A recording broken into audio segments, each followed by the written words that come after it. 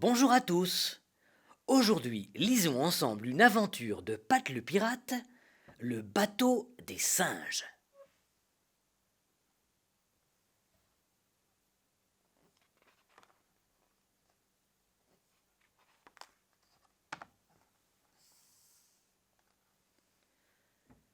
Bouche cousue regarde sa boussole.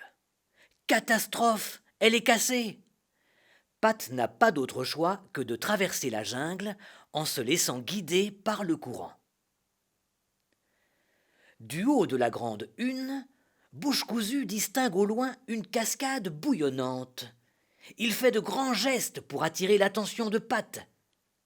Pourquoi gesticules-tu comme ça, Bouche cousue crie Pat. De l'eau. Bien sûr qu'il y a beaucoup d'eau.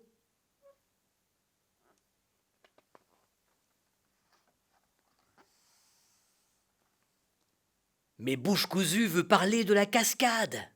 Dans quelques minutes, ils vont s'écraser. Le bateau fait une culbute vertigineuse.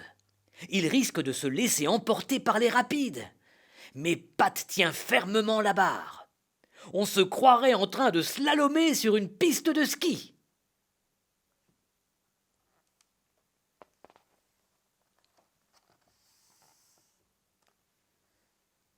Le vaisseau vacillant heurte un gros rocher. Le bateau s'échoue tristement sur la berge. Tout près de la rive, un petit singe patauge dans l'eau. Au secours!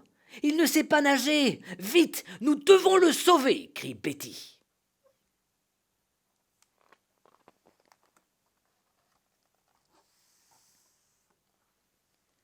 Betty Balèze se jette aussitôt à l'eau, attrape le petit singe et le cale sur ses épaules.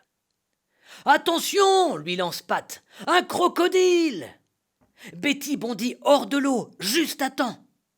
La mâchoire du crocodile se referme sur le vaisseau vacillant.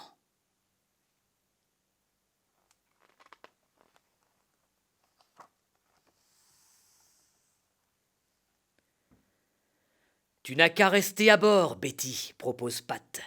Nous allons chercher du bois dans la jungle pour réparer le bateau. Tandis que Pat traîne péniblement un gros tronc, Bruno la panade se réjouit. Avec ces bananes et ces ananas, je vais pouvoir préparer un délicieux jus de fruits. Regarde, Bouche cousue vole de liane en liane.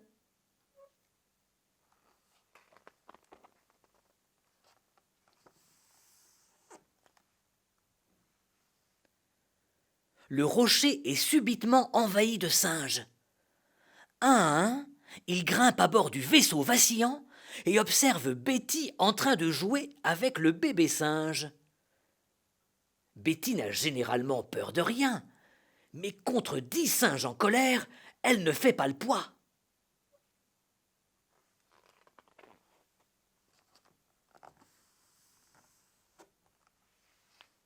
Elle abandonne le navire sans demander son reste.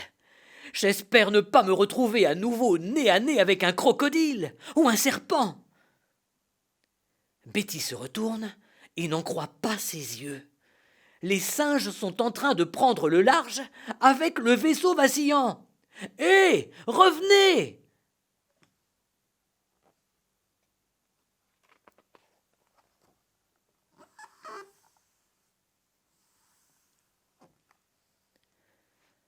Revoilà Pat avec assez de bois pour réparer le bateau. Que s'est-il passé demande Pat. Les singes se sont fait la malle avec notre vaisseau, répond Betty, toute trempée et haletante. Bouche cousue a repéré une embarcation. Et ces Indiens vont peut-être pouvoir nous aider. Pat lève le pouce comme s'il faisait du stop.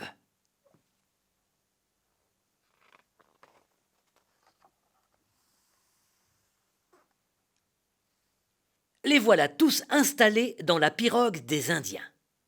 Au secours, hurle Betty, un léopard! Mais ce n'est qu'une peau de fauve. Bruno en recouvre ses ananas.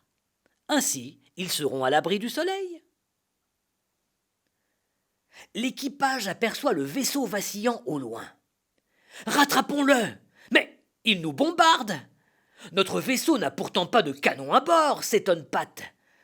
Ces maudits macaques sont en train de nous canarder! Mes cuillères!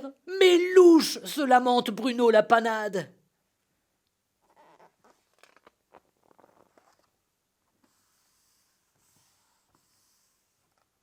Les Indiens dissimulent le canot dans les buissons. Betty regarde autour d'elle et pousse à nouveau un cri de frayeur. Là! Le léopard! Il est revenu! Pat s'esclaffe, mais cette fois, il semble bien que ce soit un vrai fauve. Ouf! Ce n'est que bouche cousue! Il a revêtu la peau de l'animal pour se déguiser.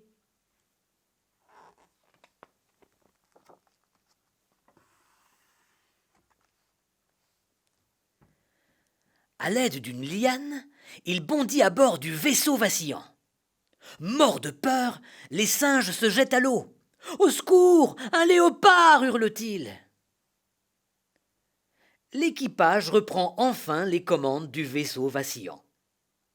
De retour sur la rive, Bruno sert des verres de jus d'ananas à tout le monde, pendant que les Indiens tentent de réparer les avaries.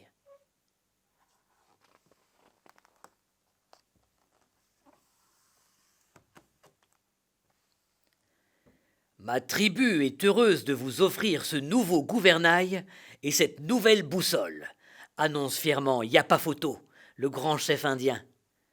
Youpi! Pat est ravi.